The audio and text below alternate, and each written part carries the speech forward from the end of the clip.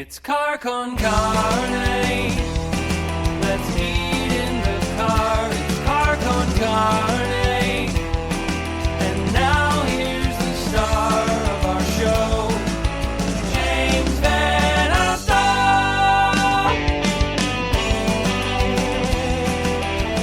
All right, so we move on to a guest who has a long history with this podcast. And by long history, he was the first guest to ever appear on Car Con Carne. His mind is a geek Smithsonian. He's a writer. He's a local media celebrity. He's a friend to animals.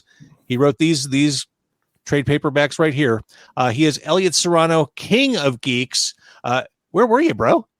Dude, I am so sorry. Google alerts let me down big time. And I feel bad because you've never kept me waiting. So my apologies. It's all. I figured it was something. I'm like, Elliott wouldn't stand me up. No. Oh, I've been looking. I had made preparations for the evening. I had planned out. I wanted to be on here, but I wanted to have barbecue in front of me to eat as we were talking, and then I'm scrambling at the last minute, and then oops. So, but hey, it's good talking to you, though. I mean, it's been a while, my friend. It is. When I reached out to you, you said, "Oh, it's been a little bit. I've been waiting for this." And I thought, "Oh shit, it has been 599 episodes." And it was the very first one. That was you were number one. I remember and I'm sure you've been down the memory lane with this one, but I talk about it all the time to my friends when I talk about Car Con Carne and how it went and the whole setup you had in the car. I mean, you were legit. It was a car where we were eating meat, and that your buddy who was with you doing his voiceover work as one of us as you ran out to get takeout. Uh-huh. I've said it a couple times tonight, but so many people start podcasts and they don't get past 3 months, 4 months, 6 months. When you jumped in the car, be honest, there's no way you thought this would last 7 years. I didn't think I would last that long if I was eating like we did that evening. I mean, yeah, actually being grounded or doing this from quarantine for the past 13 months was the best thing I could have done for my longevity. Really? Yeah. I never ate responsibly on these episodes. No, I remember a few episodes where you ate okay. I mean, I remember the evening where you were eating all vegan. It was all vegan food. Yeah, but it's not like I was having one or two pieces. I'm eating like full containers. Eat too much of anything, it's too much. Yeah. I wasn't eating mild portions. I wasn't watching my portion control. Well, but isn't that? I'm telling you, during this whole pandemic, it's either there are two kinds of folks. There are either the folks who locked down and they got themselves in shape, they got their house in order, or there are the folks who did like me, who kind of just like said, "The hell with it," let go. Pandemic rules. I'm telling you, my running line is at the end of this pandemic, they're going to call me Mr. Universe because I have been expanding. You're like eternity. Elliott Serrano, it's all about timing here. Joining us now on episode number 600 is the original co-host of Car Con Carne. He is Mike Bratton, who's just and Mike, I'm always talking about you, man. Let's try that again. Nope. That's weird. He's here somewhere. I see him off screen. I swear I'm not elbowing him out. I'm not. That's bizarre. I don't know why I can't pull him up. Well, we'll keep talking as we figure this out. How is it that I've interviewed a couple guys already tonight who've had Captain America shields? You're the king of geeks and you don't have a Captain America shield. It's the thing is that you can easily go off that deep end and get everything. And on my side, I didn't go in the Captain America direction, but the Superman direction. So if my Wi-Fi reached into the nerd cave, you'd see my Christopher Reeve autograph over one shoulder. You'd see my Alex Ross Superman on the over the other shoulder, and but right now you're just getting my Star Wars sushi platters up there with my other and the booze. How are you feeling about the Shang-Chi trailer? I like it. I mean, it is what it is. It's Marvel getting on board the Kung Fu Hustle. I think we are so overdue for a martial arts movie renaissance. And I'm hoping. My thing was I saw the Shang-Chi trailer, right? Easy for you to say, right? And I was like, why couldn't we get any of this in Iron Fist? Remember Iron Fist on Netflix? I'm hoping for a full-scale reboot of everything Iron Fist. Or at least bring those actors over, but give them better production values. Now let's start fresh with Iron Fist. I kind of liked it. It was in the same universe. It's just not MCU. I'm totally on board with Charlie Cox being brought into the MCU. I thought he was great. I thought Daredevil was fantastic. The other Jessica Jones and Luke Cage were okay.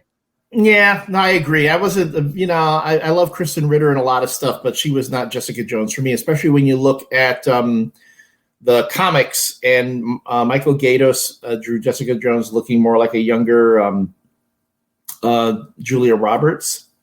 So, but you're right. They're now that they're going to be bringing all that in, I'm looking forward to Agent Coulson and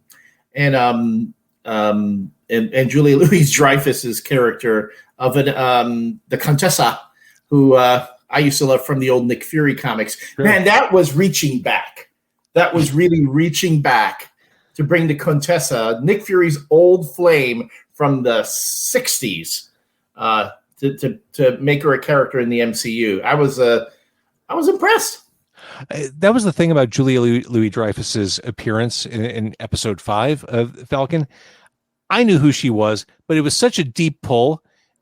People who were watching were like, "Oh, that's Julia Louis-Dreyfus. Is this important? Should I care about this? I don't know. I don't know who she is." I mean, she's supposed to be Nick. Well, in the comics, she's Nick Fury's romantic love interest and archenemy. So they always had that thing going back and forth, back and forth. It's like, does she love him or does she want to kill him? You could never tell. But then, but the dynamic is completely different in the MCU. I don't see Samuel L. Jackson and going for a Julia Louis-Dreyfus type. No. All right. Speaking of romantic love interest, Mike Bratton joins us. Hello. Hey, it's like being back in the car again on the very first one. Look at you. He is such a show off with his gear. Oh, please. I mean, I just have this microphone and another one up here just slightly out of view. No big deal. He's incredibly well lit, incredibly handsome. But the audio quality, I mean, I'm done. I'm going to fold it up right now. There's no point in carrying on. Oh, please. Oh, please. Thank you. I appreciate that. No, now that is influencer level lighting right there. I don't even know what that means. I mean, I kind of sort of do, but I don't. Are you ring lit? Do you have a ring light? Yeah, it's just like built into the camera. There, now I can turn it off. I have like everything is on the screen all at once, and so that just is like blindingly, white lit on my face, and then the camera just automatically turns this thing on. So I forgot to turn it off. See, I have to keep my ring light above me because I learned when I got one, it reflects in my glasses. Yeah, that's this. You're seeing like my entire screen, reflected off of here. So if you want passwords and stuff, just zoom in. Well, I'm going to read you a scary story now. Ooh. All right. So Mike Bratton, you were the co-host and co-founder of Car Con Carne 7 years ago. Yes, indeed. I just asked Elliott Serrano, who was our very first guest for episode number 1, if he ever imagined back when he was in my car back then, this podcast making it 6 months, let alone 7 years. I was surprised we made it downtown, honestly. But well, we had the really poor idea out of the gate to record while driving. Yes, we quickly adjusted to recording while stationary. Like the amount of editing you had to do as a result, because there's just too much dead space and waste of time. Oh yeah, and car noise. Like we just had that one microphone that was set in Omni, and it just tried to record everything in the car. So everything just kind of sounded like this, basically. I love this. I love that I haven't talked to you for a while, Mike, because everything out of your mouth now sounds like a fucking trailer. Like, just listening to you talk sounds like a Live Nation commercial. I probably still have a bunch of processing turned on and stuff because I always forget to turn that stuff off. Let me see. Hang on just a second. Hold on. Let's see if this changes anything. Can you say Kansas is playing at the McHenry State Fair or McHenry County Fair? Kansas is playing at the McHenry. Oh, so you took the processing off. I turned the processing off. Do you want it back on? It's back on now. There you go. Hello. Come see Kansas. Come see Kansas. Playing all the hits. Playing all the hits. There. That's great. I gotta be honest, I'm hard. Oh God. I don't think I was ready for that. Serrano was. Yeah. I should have been prepared. I should have been more prepared, honestly. We're running the gamut here as far as sound quality. I mean, here I am just working off my computer with no lighting. JVO's got his, mood going there. I gotta tell you, I'm wearing this Irish linen shirt that I've had forever. I don't even know if I like this shirt. It's like the lightest weight thing I own. I have no ventilation coming into this office right now. I'm so warm and uncomfortable. all I want to do is crack a window, but I'm afraid of ambient outside noise. I know the feeling. I am currently if I push my camera ever so slightly over here, you'll notice the. Wait, we're in the closet. Yes, I was wondering what all that was. I have it, well disguised with my big heavy soundproof blanket here. But if I roll back the curtain, there's bags and some dirty bike shorts and shit hanging on the back of the door here. So you had me in dirty bike shorts. I always had you at dirty bike shorts. True enough. Mike Bratton, what are you up to these days? Where can we hear your voice? Nowhere, not as many places as I wish you would hear it. But hey, if you feel like calling into American Express, apparently I'm doing all of the Amex phone bank stuff. If people still call phones anymore, I don't know. We do. Just it's like hate calls because just to be incensed and enraged by being put on hold for 30 minutes to hear a human voice. Well, you'll hear a human voice with American Express. It'll just be my human voice that will eventually be run into a computer and turned into text to speech or something like that. Every time I call any kind of customer service, no matter what the product, what the company, the options on the option list are never what I want. They'll give you a choice of 4 numbers to press for different things. They never perfectly describe my situation. No. And then I get stuck in that time loop where I just keep going back and forth, keep getting sent to the same menus. Mm-hmm. Enraging. My son watches a lot of YouTube, much to my chagrin. And one of the people that he watches on YouTube that I like a lot is this guy, Mr. Beast. Are you familiar with this cat? Apparently not. Elliott Serrano's thinking, Hank was going. So Mr. Beast is he's this mid-20 something multi-millionaire thanks to YouTube. And he also happens to be a philanthropist, which is crazy at his age. And he came up with an idea to create these fast food chain restaurants that don't exist.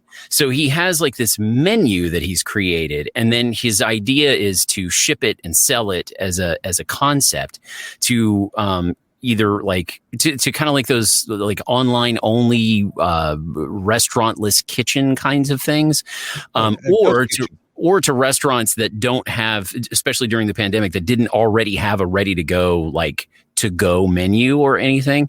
And so he would sell this idea, and it's simple. It's just 3 or 4 burgers, a couple of sandwiches, some French fries, and some shitty cookies and stuff like that.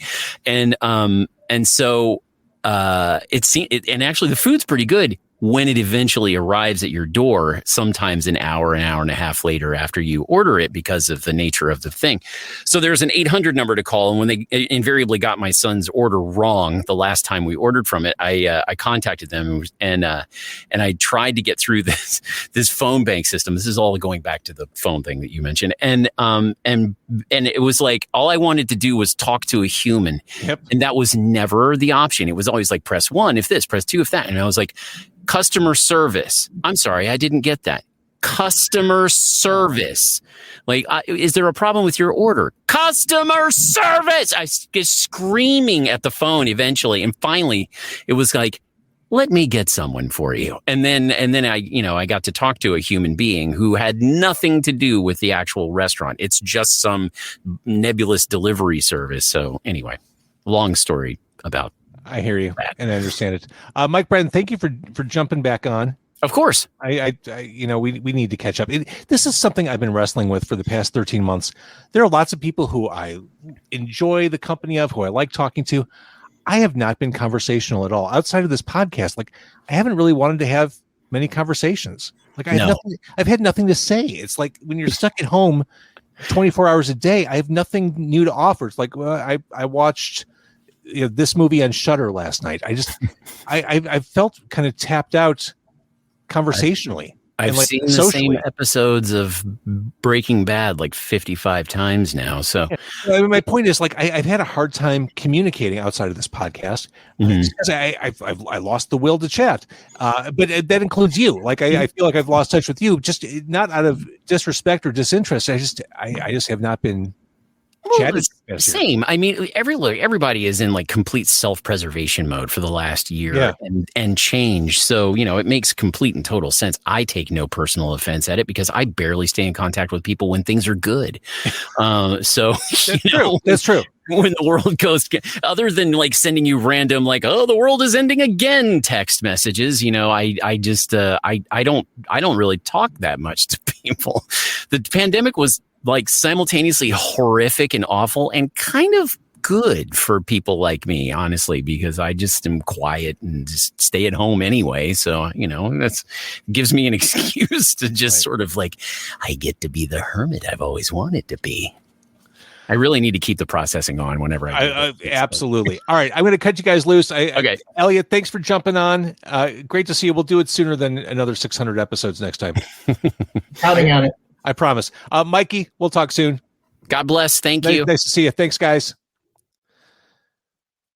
All right, joining me now, what a delightful musician and songwriter he is. He is David from the band Fort Francis. This album right here, oh man, the front page of the modern age. I love this album. I love all of your stuff. Fort Francis is a fantastic band. Fantasy of Youth. I can't get enough of that song off this one. James, it's good to see you, man. It's great to see you. We were having regular coffee dates before the stand. I miss those. I miss those a lot, man. Too. Fort Francis has been trickling new songs into the world over the past 12 months. Yeah, we have. We're staying busy too. I think in like 2 more studio days. We've been recording. Do you know Shirk Studios in the Ukraine? It's like at Chicago and Ashlands. Do you know that spot? I'm sure I do, but not right now. That's where we're not right now. You're like, listen, this year I don't know anything. I don't know any of this place. I don't even know what day it is, David. It's all a fucking blur. But we're recording there, and I'd say in another 2 studio days we'll have a full album recorded and close to mix. Wow. Yeah. So it's been fun. It's been kind of crazy. Like, it's mainly been Aaron. You met Aaron. He was in the backseat of a car with you. Whatever episode we were on, outside of a very delicious taco spot. You realize that's my social life now. I only meet people in my car. Which like, I don't go to bars. I don't go to parties. If I want to meet someone, it's in my car, and it's usually mic'd up and there's food. Yeah, and it's good that you included it's mic'd up and there's food, because if you just said I only meet people in my car, it's like, it's kind of creepy, Yeah, a little bit of a creepy. As a standalone is a straight like. But you met Aaron, but yeah, so it's been Aaron and me, and it's crazy we've been doing the whole like recording with face masks. Like while we've been doing this, it's really wild to try to communicate. Because so much of anything that we do, including what you do, anything we do, you got to like give the positive sort of reinforcement of smiling and be like, that was a great take, or that was a good, and it's really tough to do that. So you kind of have to like remind people like, that was awesome. That was like so good. I'm really happy. 100%. Yeah. But it's been really fun. And I'm really, really psyched about the new stuff. Well, in the meantime, I do strongly recommend this album. And I have fallen so hard back into vinyl collecting and just love of physical media, especially over the past 13 months. So colored vinyl, I'm all in. Well, we wouldn't have made that without you. We did that at Smash Plastic, which was your reference. Those guys are awesome. I'm excited to those guys are awesome. I should have invited them on the show tonight too. But it blew my mind when I first started talking to those guys to realize that they're the only ones making vinyl in the state of Illinois. Yeah, it's really wild. Like it's you know, their space too is ultimately quite small for being the only one in the state, also in Chicago. They do a great job. I think they're gonna be busy for a long time. Yeah, David, one thing I like about your band, there's a certain wisdom, there's an old soul behind these songs. I mean, you're a young dude, but I feel like you've already been around this planet and universe once or twice before.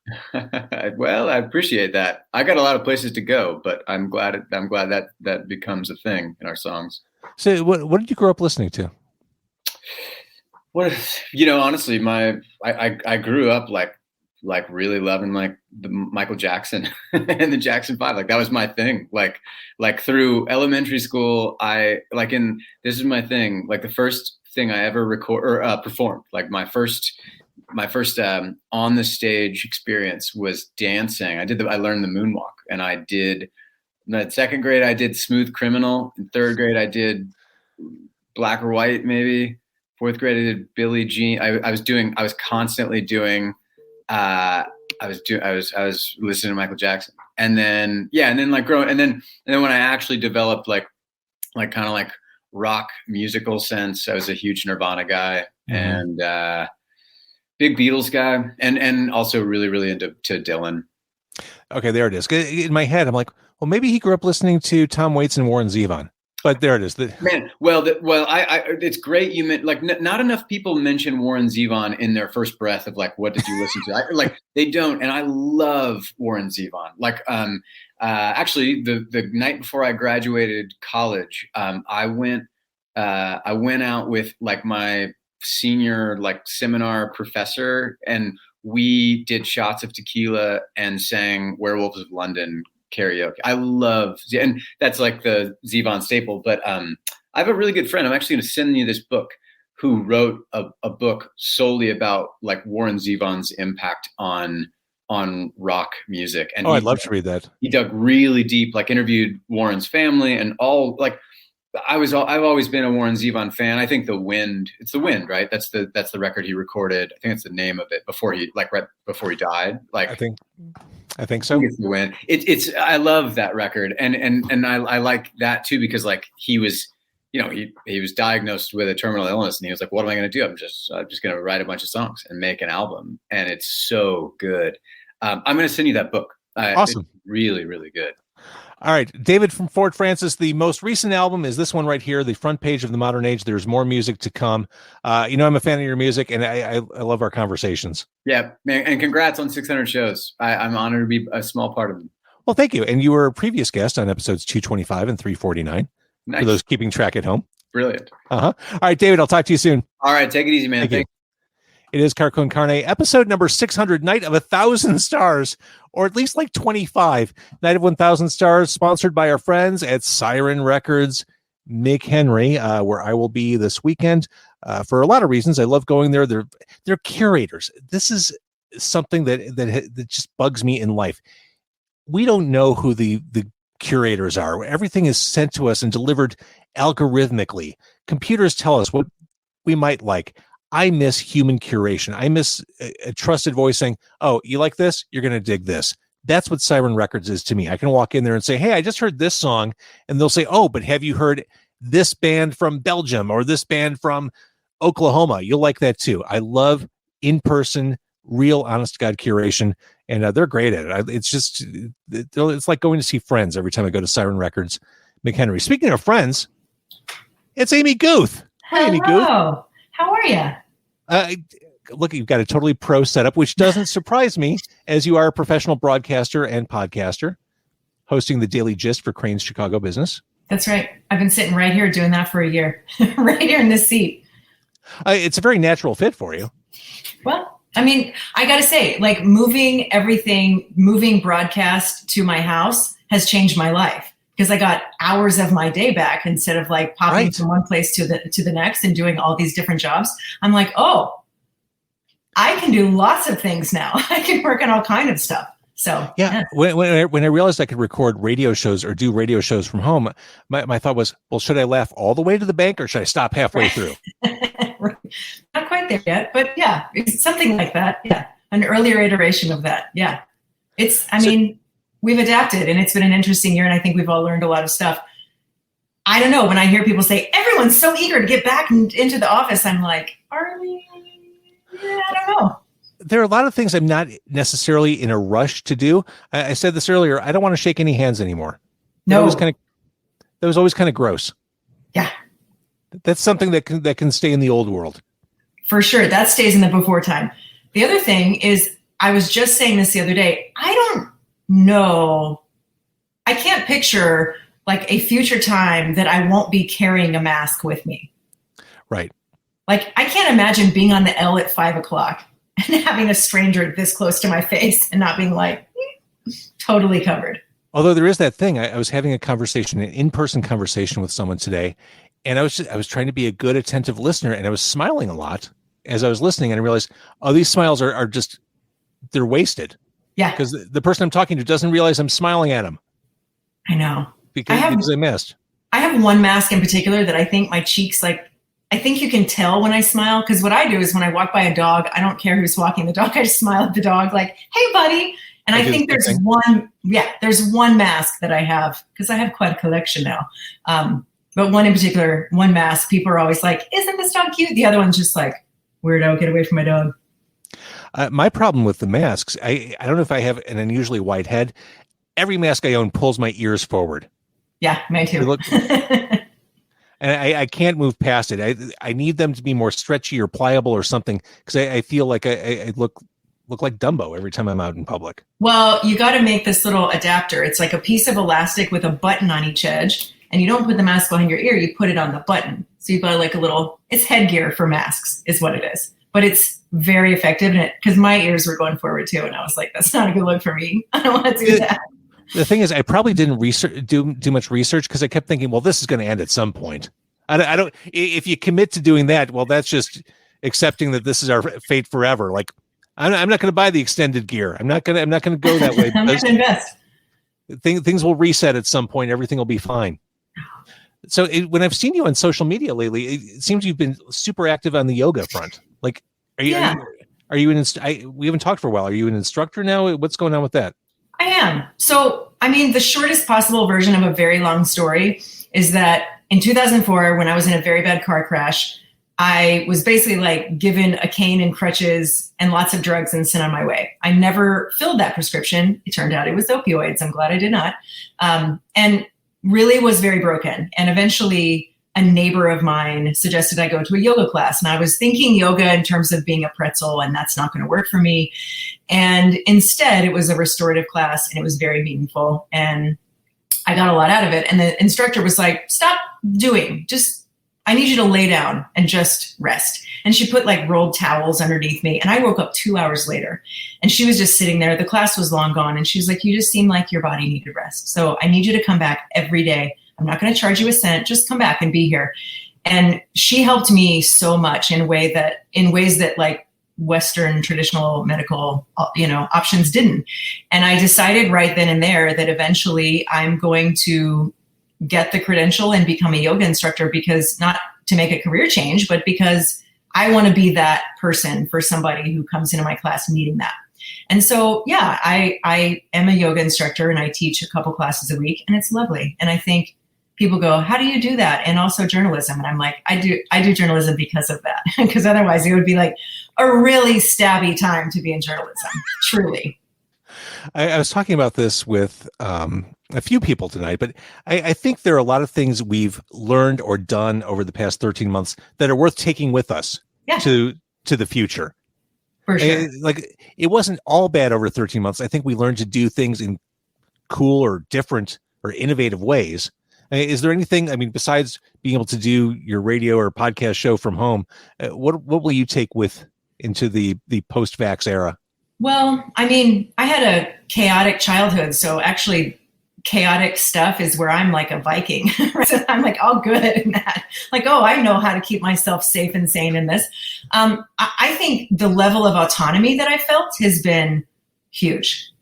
I'm taking that with me for sure, where I have a little more control over my day and able to tackle things that have been on my to-do list a long time because of just like time. Things like were flying by so quickly. And I think the past couple of years went by so fast. I think, honestly, had the pandemic, not that I'm grateful for the pandemic, but had it not happened, I don't know how much more I had in me. I think I was like really running out of steam in a big way and trying so hard to just like move the needle and move things forward in a way that I wasn't able to do. And because I was absolutely wiped. So I think what I'm taking with me is a little bit of a wake-up call and a little bit of a like, hey, when you have a sense of autonomy and you have a little more control in your day, you do things like, rest. You do things like sit down and think about the answer instead of like always running on reaction. So I think that's even the bigger thing that I think a lot of us got a chance to think about what we wanted to put out in the world and not just be in a constant state of reaction. And I think that's been really big. What about you? Same question, right back at you. See, your answer is so much better. I don't even want to follow that up. Come on. I mean, for me, it's just the idea that there are no hard and fast rules of how to do shit. Yeah. I mean, looking at this podcast as an example, I did it in my car for 6 years. It doesn't have to be in a car. Yeah, it's in the name, but you can try different things. There are no sacred cows. That's right. So, I mean, mine is far less, I don't know, enlightened than yours, I guess, but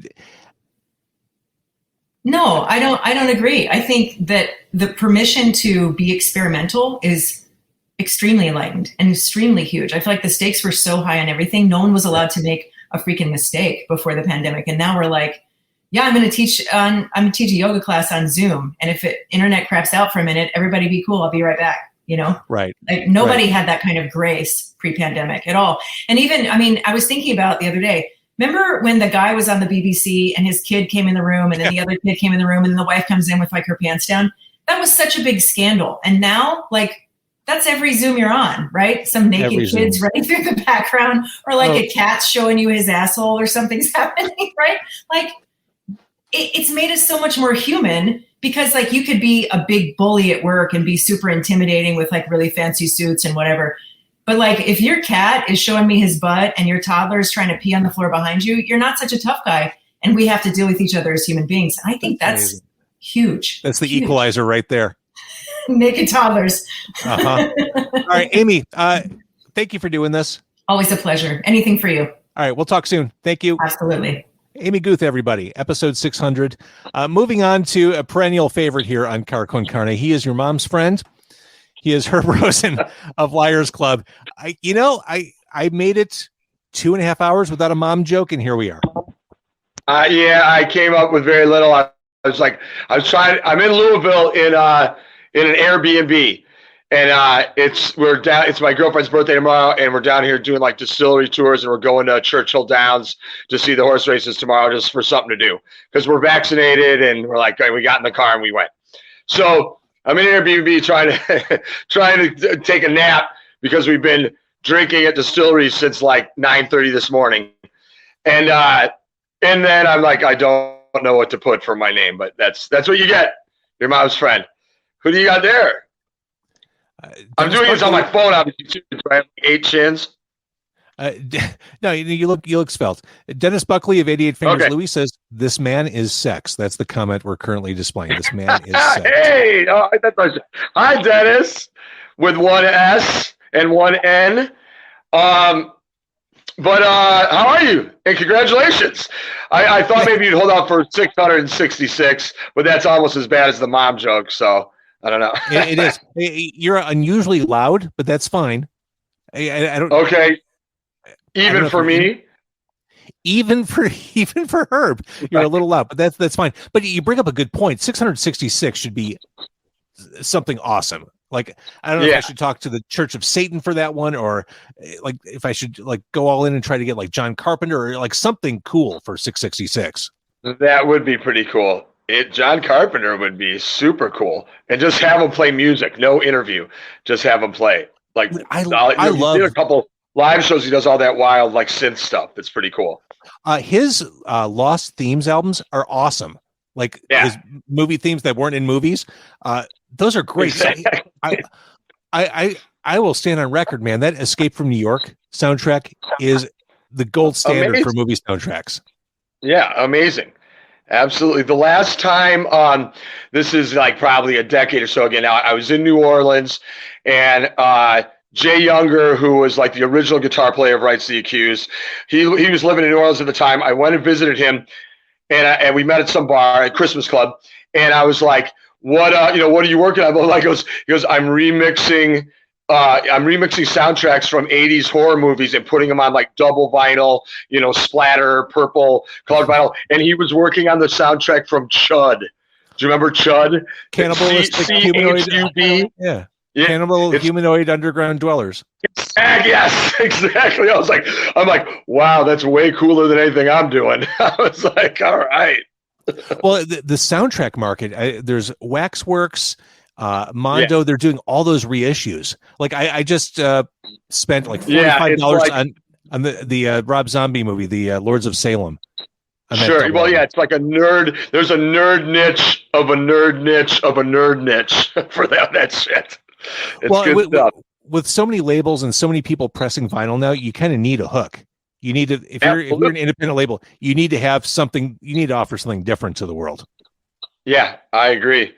Here's my record again. So, how's everything going at Liars Club? And you guys have been fighting the good fight throughout the past 13 months. And it's been hard. Yeah, we did like over the summer. We did the Barracuda Bar out back, and just we're squeaking by. I think we're going to get a little bit of government help this next round of stuff. It looks like, so that could be cool.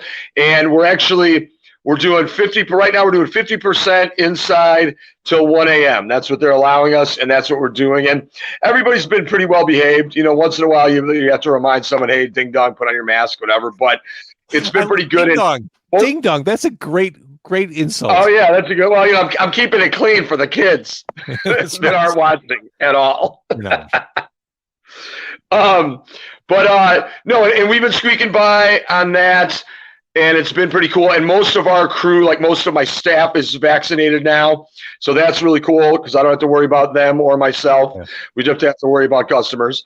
And this year we actually got the permits for out back, and we're opening. We're shooting for May Day this Saturday. We're doing May Day Barracuda Bar reopening, so that should be good. And there's a lot of rules out back, which is weird because we're outside. There's almost more rules outside than there is inside the way this works, but it's going to be fun. And come on down and drink in an alley. It's really romantic. Which that's like peak Liars Club right there. Yeah, exactly. It's the antithesis of Liars Club, drinking during the day outside. I'm like, it's the polar opposite. But people, especially like our old customers who are old, well, I mean, as old as me, but so they don't come out as much at night, love it. Like, I mean, we're getting all these old school people back during the day or early evening drinking outside. So it's cool. I just love how this speeds up the process. Usually after a night at Liars Club, you end up in an alley. This just speeds the process up. You start in the alley. Just cut out the middleman. Right. From the alley to the gutter, I think is what we're looking for on that one. Yeah. Liars Club it's the coolest place in town. We love having you on, Herb. Thank you for shouldering an entire show by yourself a couple months ago. That was fun. That was fun. For a minute, we entertained the fact that was really going to take off my podcast career. And then Lucas let me keep that fancy podcast mic. And we were down in the office last week. He goes, are you using that? And I'm like, I used it one other time. But since you're a podcaster now, you're welcome to have it back. But no, thank you for everything. Always being cool and keeping things fun. And it's cool. 600 shows and every night. And yeah. It's a good thing, man. Thanks so much. Thanks, sir. And I do want to say before you go, that live stream you did, the Katie's Kids live stream, that was one of the most solidly entertaining, well-produced moments of the past 13 months. I loved it. And I watched you so much. We had so much fun doing it that I was kind of like, there's no audience, blah, blah, blah. I mean, that was like the funnest, hands down, the funnest night of the winter, if not the last year or whatever. Yeah, exactly. I loved it. As it was happening, I was texting tonight's producer, Giorgio Reyes, who I work with, and other people saying, "Oh shit, Liars Club figured it out. We're doing everything wrong with live streams," because it was just really creative and engaging, and I loved it. So nice job with that. Thank you so much. Hopefully we're going to we did one for my birthday that we had some technical difficulties, but it was a similar format, and we've got some other stuff coming up. And even when we're open, we're going to start live streaming shows for people that still aren't comfortable coming out. I love that. So look for that in the future. Awesome, man. All right. Have fun in Louisville. Thanks. Great seeing you here. We're going to go drink bourbon in Louisville. There you go. Talk to you later. That man is all charisma. He is like 10 pounds of charisma in a 5-pound bag. That is Herb from Liars Club. Always great to see him. This right here is episode 600 of Car Con Carne. It is Night of 1,000 Stars. And we go now to an old friend. It is Dan Wade. Nice to see you, Dan. Hey, James, what's up? Dan is a solo musician. You may also remember him from this band right here, Treaty of Paris. We were supposed to do a Car Con Carne episode together. First of all, you were on Car Con Carne back when I did the Taste of Chicago live remote, episode 67. We were supposed to do a podcast around the Treaty of Paris show at Cobra. Yeah. At the end of 2019. I was sicker than I've ever been in my entire life that week. And I remember. It kills me to this day that I had to cancel. I don't think it was COVID, but oh my God, I was laid out for like a week and a half. And it was right before COVID hit, so it probably wasn't. But like I remember like shortness of breath, 102-degree fever for 7 days in a row. Like I was delirious. And I kept thinking up until when we were supposed to record, I can do this. We can make this happen. I can do the Treaty of Paris thing. I remember that. Yeah. I think it was like the day of the show. And then finally you texted me and you were like, I'm so sorry. I'm not going to make it. I'm near death. And I hate canceling stuff like that. And of course, it's not like Treaty of Paris plays every weekend. It was like a rare and wonderful thing. It was like Brigadoon reappearing. I don't want to miss that. It's a big event. But anyways, it's great to see you now. Great to catch up now. You just played a show at Fitzgerald's? Yeah, I played with a new group of friends. We were calling ourselves Punk is Dad. Because you all have hits of gray hair and beards, and we're at that stage of life now?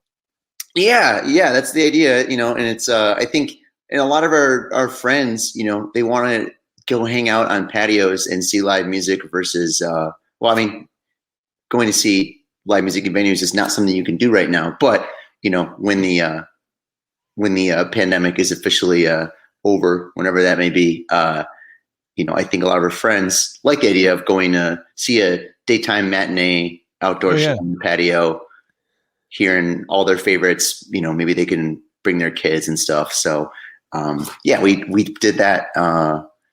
It was a couple weekends ago, and it went great. We're hoping to come back sometime this summer. How did it feel to play? It was life-affirming, exhilarating. It was just great, We slipped a Nirvana cover into the set, and I think it was the most fun I've had playing in years. That's was it the AM Taxi release show I saw you open? Yeah, that was I think the last time that my band played with playing my solo stuff. That was the last time that we had a full band gig, and once the pandemic hit, I was really kicking myself that we didn't play more over 2019. But yeah, because I love that show. I thought you guys were great. Thank you. Yeah, that was a really, really fun one. That was right around the time that I started working on some new music, and I had a whole lot of time over the past year to get some new songs going. So I'm looking to release the first of a few singles sometime over the next month or two. And one thing that we all know you as a musician, you're also a tremendous graphic designer. I love your visual style and sensibility. You are the visual force behind Riot Fest. And I know you can't talk about anything related to Riot Fest other than the fact that it's happening. It's happening this year. It's happening next year. Details are forthcoming. I'm not going to press you because it's not worth it, because I'm not going to get anything out of you. Right. Yeah. Well, Riot Fest is, what I can tell you is that we're very busy and we're plugging away, working on, all things 2021, and now also working on some 2022 stuff, which has all been announced. So I'm not, I'm not saying anything that's going to get me fired or anything. And did I read this correctly? You all stayed on during the pandemic? Yeah. That's fucking awesome. Yeah, our boss kept us all employed. I mean, we were actually very busy. We did a bunch of live streams. We did a couple of merch drops, tons of contests. We did a coloring book, an activity book, just a bunch of fun, everybody stuck at home quarantine type of content. So yeah, we stayed very busy, and we also stayed employed, which I know we're all super grateful for. Yeah, it's no mean feat. I mean, a lot of us this time last year, all careers, all industries were wondering, is the other shoe going to drop? Am I right? Is this what I'm going to be dealing with? Is unemployment my reality for the foreseeable future? So that's pretty every awesome. Every day I woke up like, okay, this is going to be the day I get that email. And thankfully it did not happen. I love it. Well, my love and adoration for Riot Fest is no different from everyone else's. It's Mike posted something about Riot Fest return, and he summarized it in exactly the way I would have summarized it, basically talking about how it's all different generations coming together, going stage to stage. I mean, one of the biggest thrills I had at the last Riot Fest in 2019 was going there with my teenage son and bouncing from stage to stage with him and turning him on to artists and him saying, oh, you should check out this band that I like. I mean, that's the vibe. Yeah, that is the best part about it, for sure. It's just people who like cool music getting together. All ages. It's awesome, and we can't wait for its return. I can't wait to see what merch is in store. that is my favorite part of the job by far, is designing merch. And we have a joke in the creative department, like if we finish a design and we all look at it and say that's so stupid, then we know we did something good. Sold. We'll be lining up to buy it. Yeah. All right, Dan Wade, thank you for doing this. Great to see you again, and I can't wait to see you out in the world sooner than later. You too, James. It was a blast, and I'll talk to you soon. You got it. Later, man. Car Con Carne episode. Wait, hang on. I've got to bring my producer, Giorgio Reyes, on, only because he has the coolest dog. How's Bowser doing? I'm telling you, this has been the best part of the pandemic. It sounds weird to say. I've loved being able to see into people's homes and personal lives over Zoom chats and video chats. More importantly, I've loved seeing people's pets over the past 13 months, and I feel like I've become closer with Bowser. Yeah, Bowser, how do you feel about that? Bowser's a good boy. All right, Georgie, I'm sending you away. I saw Bowser on screen. I figured it was a good time to cut over there. Car Con Carne episode 600, sponsored by our friends at Siren Records McHenry. Here we are in Chicago. We are heading out to Rockford to talk to Brennan from Yes Factory. Nice to see you again. Yeah, no, for sure. It's been a while. So Yes Factory was here 300 episodes ago for the first time. Yes Factory was part of episode number 300, also episode 351. You guys, you were all momentum heading into the pandemic, but you've certainly kept busy. Bad Luck Charm was a few months ago. Yeah, and we're just about to release another single off of that album May 26th. So it's coming up soon. And we recorded an entire another record during the pandemic, which is pretty cool too. Oh, that's fantastic. Yeah, so we should have 2 records coming out this year. So you didn't feel any stalling of creative momentum? You still had the spark? No, we kept at it. All the energy that we had for wanting to play live shows and share our music with people, we just kind of like took it internally and just wrote a ton of songs and recorded them. I love it. So Yes Factory is Rockford based. You're at the UK in the beginning of 2020. you and Ian Zander met at a party. Is that how you all came together? Yeah, I was hanging out with a buddy, and we were just kind of bumming around Rockford, and I don't remember whose house it was, to be honest. We were both very drunk. This is how all good stories start. Yeah, right? Start like this. Yeah. We wandered into somebody's house, and Ian just happened to be one of the people hanging out there. I didn't know who he was. There's maybe like 5-6 people there. It was kind of dingy party, but I mean, cool because we met Ian. But we just, me and my buddy, we played some of our songs that we'd been writing, and Ian showed us some of his, and then we just started hanging out like the next day, and then basically like that, we were like, I don't know, we were just really good friends, hung out all the time, played music all the time. And at Yes Factory's peak, there were like 10 of you on stage. What's that? When you're all together, aren't there like 10 of you on stage together? Our live show has 7 people. Yeah, we have Emily and Sarah on violin, and Hannah recently just joined. She was just doing like some duet stuff with Ian and doing harmonies, but she actually has 3 songs on the next record that we're releasing. Well, 2 records from now. Yeah, she's great, and she was on the previous 2 Yes Factory appearances in Car Con Carne. Yeah. So we were emailing back and forth earlier. What was the name of that water park in Rockford? It was called Magic Waters. That's what it used to be called. That's it. Magic Waters. Do you remember the song? What's that? Magic Waters is the yeah. for you. There was a ride there that people legitimately were like paralyzed by, and I remember I heard these stories after I went on that water slide. It was the most horrifying coaster ride anything I've ever been on in my life.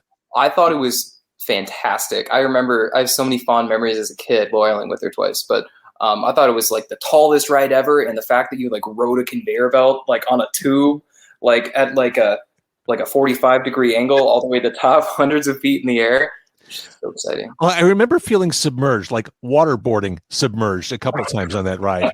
It definitely threw you around a lot. There's Ian. You got a lot better lighting than I do. I was wondering if Ian was going to show up. I saw him pop in on the comments earlier when Scott Lucas of Local H was on. And I'm like, is Ian just going to pop in on the comments, or is he actually going to be part of the interview? But he's here. What's up, Ian? Oh, he's out of here. Oh, I guess he's leaving. He's buckle up. I wonder if he knows that he can hear us. I think he was waiting to hear us on the Bluetooth. Yep. Can you hear me? Yeah, we can hear you. We can hear you now. Hi, guys. We were just talking about that water park in Rockford where I swear to God, I almost died. Magic Waters. That's right? it. Yep. Uh-huh. And you're right. It was, James, it was the Splash Master or Splash Blaster. Yeah. Something like that. Did you ever go on that, Ian? That's when you bend over and the big thing goes, like it can rupture a part of the insides. And no, you're talking about the one you slide down and you can almost fly off of it. Yeah, it was like a conveyor belt, and then it just boom dropped you. Yeah. And then you bounce around, and there was one point where I swear to God, it was like being submerged. It was like Guantanamo being waterboarded. Yeah, you can't get up. It's got like this whirlpool thing that happens at the very end of it, and you can't get up if you're too frail like I am. I don't remember this. You are delicate. I'm a delicate flower, and I will go under and not come back up. See, Brennan and I were talking. My experiences in Rockford they're sad, really. They're that, and going to see Kiss a few years ago. That's all I know about Rockford. So I think I'm overdue for a proper Rockford visit. We got to take you on a night on Laytown. Yeah, because you've only hit sad and Kiss, which is middle. That's normal. Rockford is sad, and Kiss is the highest. So we got to take you to like our dark, dirty places. Yeah, like the cool divey restaurants. Yeah. So Brendan was saying, Ian, you guys have been productive. There's a ton of new stuff coming up. Yeah.